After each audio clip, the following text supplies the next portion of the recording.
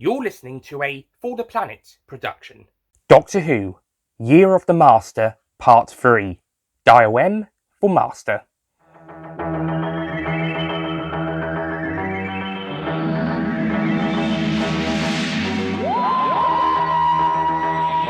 Doctor Who, Year of the Master, Part 3. Dial M for Master. Written and read by Nick Payne.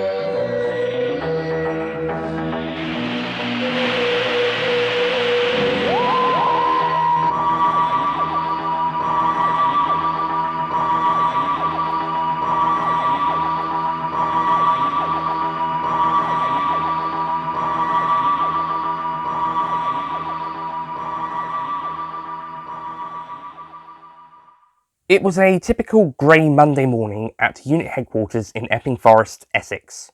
The date was the 29th of March 1971. Brigadier Alistair Gordon Lethbridge-Stewart looked out of the window in his office. He was bored. It had been over a year since the Auton invasion with the cuboids. He wanted to see some action. He wanted to make UNIT something useful. Ever since the Doctor had turned up, UNIT had been successful in stopping alien threats. Perhaps a little too successful. Now there was hardly any invasion at all. It would be difficult to argue UNIT's importance to national security if this kept up. Most of the men and women who worked for UNIT had initially started to enjoy this lengthy period of nothingness, as it meant they could take their work easy. But now everyone was itching to do something. Anything. Even the paperwork was drying up, and that included the UFO sightings and unexplained events reports. Nothing seemed to be happening on Earth in relation to extraterrestrial activity. Not even that master chap, who had posed as the head of a space police and security force, known as the Space Agency, was up to anything, at least not on Earth. The Brigadier wondered if the Doctor's companion, Space Agency partner, and assistant at UNIT was also feeling the same. She was from the planet Stowe, and a bit of a tough cookie, as some of the men had described her, much to the annoyance of her and some of her female co-workers, not because it wasn't true, but because the men kept saying so in a demeaning fashion which, to Agent Lisa Hartfell and her female colleagues, felt sexist and misogynistic. The Brigadier himself used to have similar attitudes, but UNIT was a forward-thinking organisation, and he had learnt to distance himself from such talk. He hoped his male workers would follow suit, and the sooner the better. Suddenly his phone started to ring loudly. "Finally!" the Brigadier shouted in his mind. He quickly picked up the phone. He was too much of a professional to drop it. He answered the call. "Hello?" he asked. Brigadier Lethbridge-Stewart?" came a voice from down the phone. "It's Detective Inspector Patrick Menzies, of the Greater Manchester Police." "What's the issue?" the Brigadier asked. "Well, Brigadier, we've got ourselves a murder on our hands," D.I. Patrick Menzies said. "And what does that have to do with UNIT?" the Brigadier asked. "Surely the Greater Manchester Police, or any police enforcement for that matter, doesn't need UNIT's involvement in a simple murder case unless it has any extraterrestrial, interdimensional, or supernatural elements." Usually people would have called him mad for saying stuff like that, even if UNIT wasn't as top secret as they wished they were. But D.I. Patrick Menzies didn't laugh or say that the Brigadier was mad. "Well, the thing is, Brigadier, is that this death is suspicious," he replied. "It seems that our victim has died in a very suspicious way. In a non-human manner." The Brigadier sat up with interest. "Please explain," he said. "Well," D.I. Menzies began, "the victim was violently attacked, for starters. There's hardly any flesh left, save for the face for identification, and many organs have been removed. The ribcage has been stretched and widened, and her neck, it's a her by the way, has been snapped. There's hardly anything left of her below her neck, and besides the broken skeleton and some organs." "Interesting," the Brigadier said. He knew humans were perfectly capable of even the most gruesome and grotesque murders and bodily mutilation. But why leave the face? A crime this savage usually didn't allow for the victim to be in a good identifiable state. In fact, the head as a whole had been left alone, besides the neck, which had been snapped. The ribcage stretching made sense if they wanted to remove the organs, but why leave some and take others? This murder sounded very peculiar. He then said to D.I. Patrick Menzies, "I'll send somebody up," much to Menzies' relief. "Goodbye." The Brigadier then placed his phone back on its holder and went off to find the Doctor. Watching D.I. Patrick Menzies at the crime scene this whole time was a figure in black. He had been watching all morning and waiting for the assistance of UNIT to come. He knew who had committed the crime, and he had decided to make an alliance with them. A few hours after his call with the Brigadier, Menzies was greeted by two people who claimed they were from UNIT. They went by the names of the Doctor, who was said to be UNIT's scientific advisor, and his assistant and partner, Agent Lisa Hartfell. Both were apparently aliens themselves, though they were different species to each other, and both were humanoid in appearance. They were in some sort of abandoned industrial estate, with very little going on nearby. The doctor and Lisa met with Menzies, then followed him to the victim's body. The ambulance driver's late, he commented. What about the forensics? Agent Lisa Hartfell asked. Didn't find much, Menzies replied. As they were talking, the doctor examined the body himself and sonicked his sonic screwdriver over the body. Not your usual typical savage killing, he said. But there's something you've overlooked, Detective Inspector. What's that? Menzies asked. That the flesh that is missing has been eaten away, the doctor revealed, which caused the policeman to throw up. Oh, for crying out loud! That's the 5th time you've done that today, his superior yelled, receiving a mumbled apology from the sick policeman. You mean? Lisa stuttered out of disgust as she attempted to ask her question. That her flesh was eaten? I'm afraid so, Lisa, the doctor responded. The policeman who had just been sick was sick again. 6 times! His superior yelled. What could have done this? Menzies asked. A small flesh-eating creature, the doctor replied.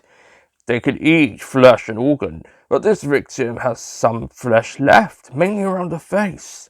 The creature I'm thinking of, the flesh-eaters, eat all the flesh and organs. But not this time. I wonder why. Maybe it, or they, were interrupted, Lisa suggested. And whatever interrupted it might have been what broke the neck. It's possible, the doctor said. Very specific though, Lisa. Yes, well, I've just found a clue which could explain why the body was left as it was. Oh, yes? The doctor asked, intrigued. Lisa then showed him a small piece of metal she had picked up whilst the doctor was talking. It said Cybus Industries on it. Oh, shit, the doctor said. What? Menzies asked. What is it? It's a piece of technology from the future, the doctor said. From a Cybus Industries produced Cyberman. We're dealing with Cybermen. The figure in black who had been watching walked away. He had seen and heard enough. He walked to an abandoned warehouse in the industrial estate. He opened its door and walked inside. He closed the door behind him and smiled to himself. I don't expect you appreciated me bringing flesh-eaters into your conversion chambers, he said. After all, you need some flesh in places, namely the brain, which you managed to salvage. Of course, if you had better security, neither myself nor the flesh-eaters would have entered your conversion chambers, and the poor little human you kidnapped for conversion would never have escaped. It was lucky for you that my flesh-eaters were able to latch onto her before you snapped her neck and shooed off the flesh-eaters. You preserved the body for conversion. But we do not have the body for conversion, came a slightly human-like robotic response. You interfered with our plan. Explain yourself. I want to form an alliance with you, the figure said. Why? Came the slightly human-like robotic voice. Because I want to rule this planet, the mysterious figure said, and you need people to convert to increase your numbers. You're also trapped in this time and place, so you need a way to travel through time and space. I can provide you a way out. Perhaps even give you the technology for yourself.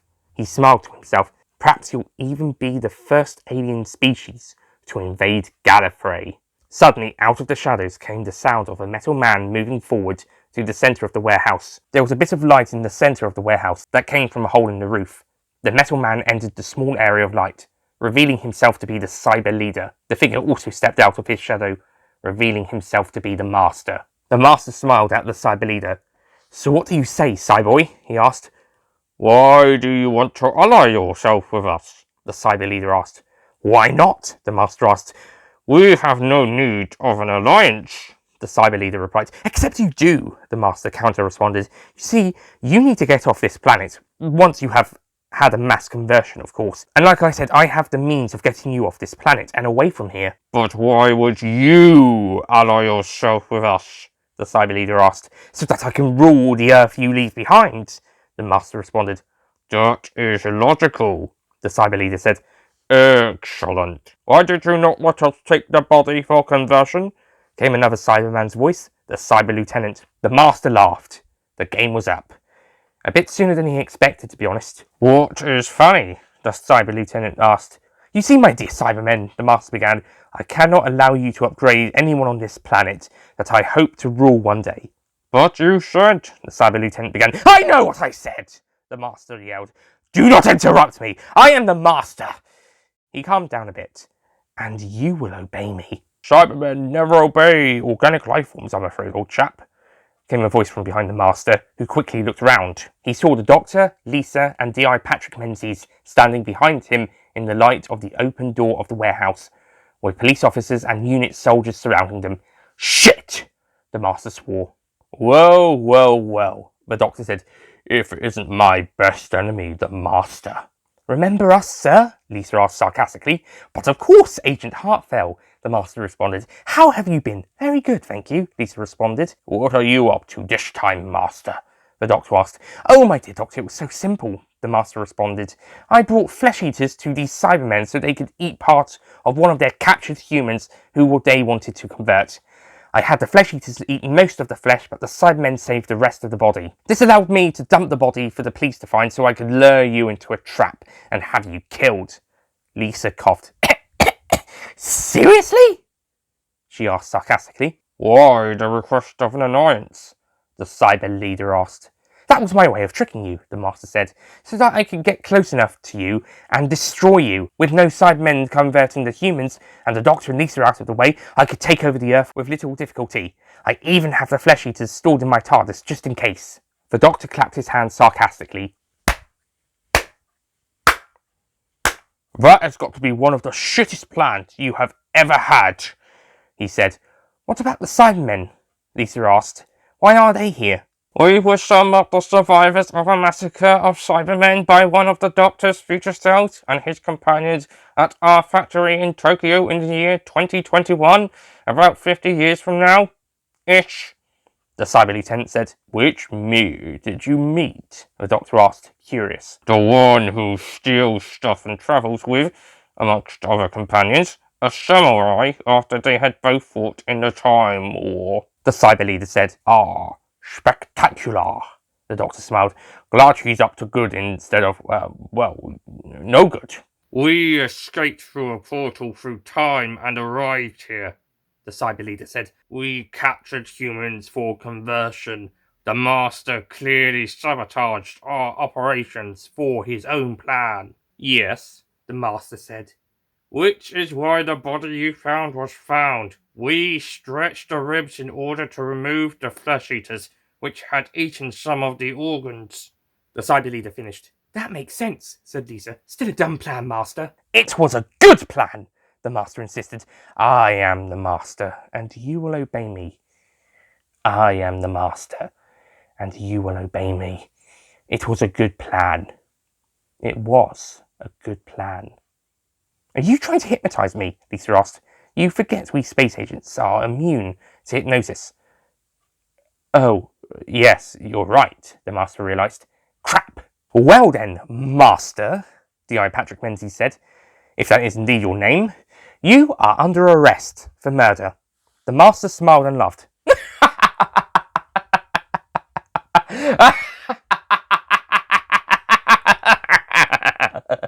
"You think you can arrest me, the Master?" he asked. Then he whipped out his tissue compression unit. "Oh, no, you don't!"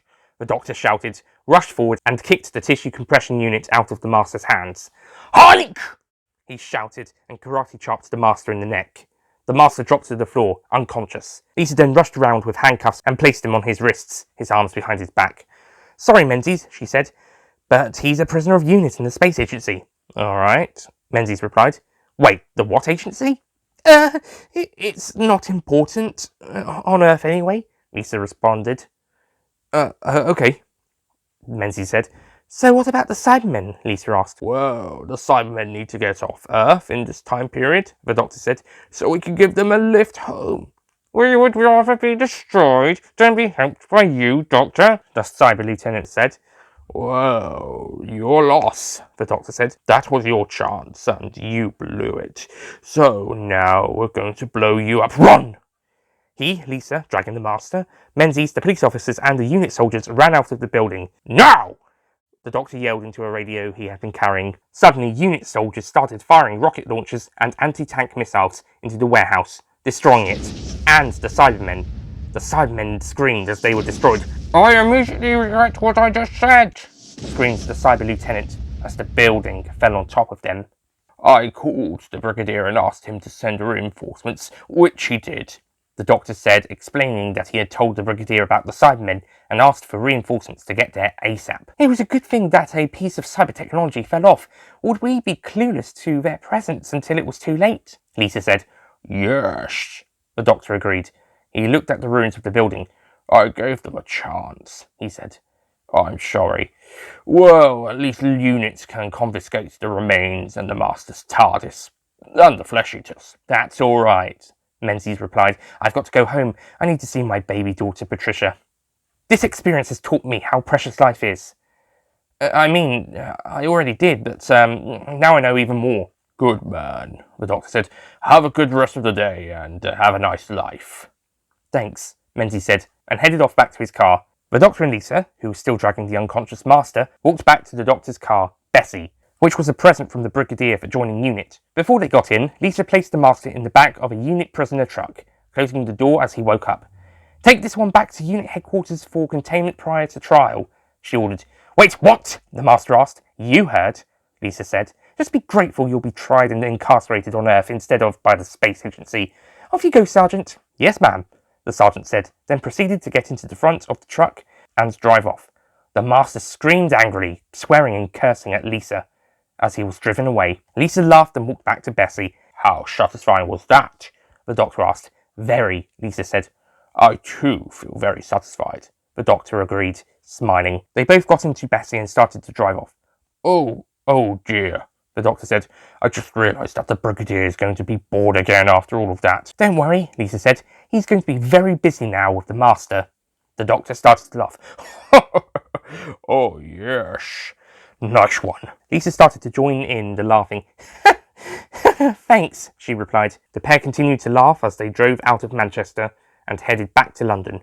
They didn't laugh all the way back, just for a bit as they left Manchester, but they smiled a lot on their journey home, and that was all that mattered. The end.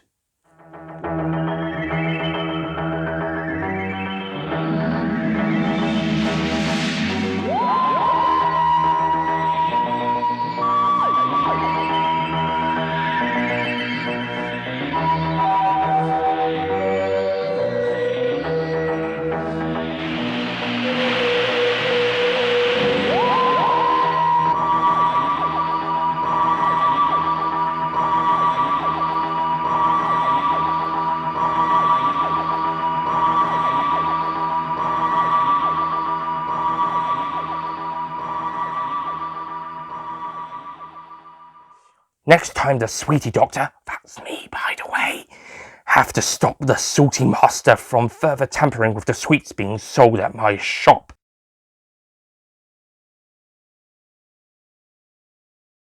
Don't forget to click below to subscribe to the Nicholas Payne audio YouTube channel.